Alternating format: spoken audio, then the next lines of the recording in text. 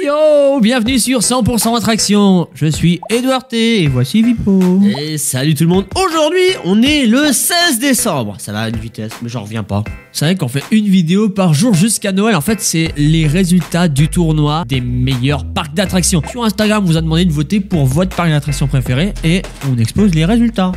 Et aujourd'hui, ça va être un très gros choc. Un très gros chocobon. Oh, des petits chocobons. Les parcs face à face, c'est Disneyland Paris, le parc Disneyland, face à Nigloland.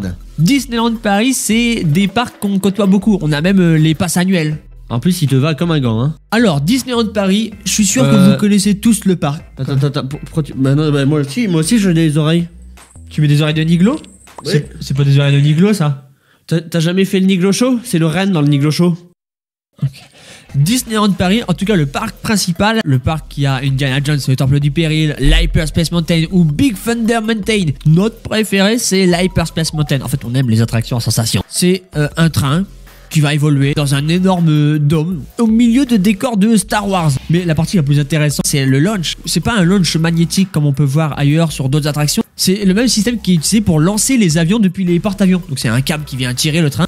Petit défaut quand même que je souligne, hein, je suis obligé. C'est puissant au début, puis après ça peine un peu à monter la côte. J'ai l'impression que des fois on va repartir en marche arrière. Moi j'ai parlé d'une attraction à Nigloland, le parc à Delancourt. C'est un méga coaster McRide. Il s'agit de l'Alpina Blitz. Il n'a pas de version, il a 7 airtime. Il est très impressionnant, il a vraiment tout pour plaire. Moi je valide.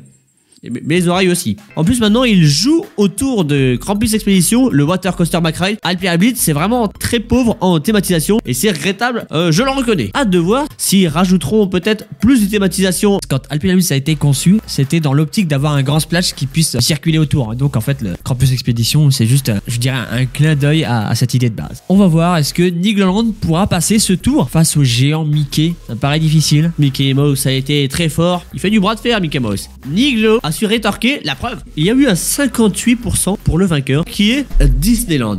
Je comprends pas tellement. Le géant américain à Paris a battu le petit de l'Aube. Disneyland Paris qui est sur une très bonne lancée. Est-ce qu'il va aller beaucoup plus loin jusqu'au bout? Vous le découvrirez en regardant toutes les vidéos de 100% Attraction. Et c'est pour ça qu'on vous donne rendez-vous demain.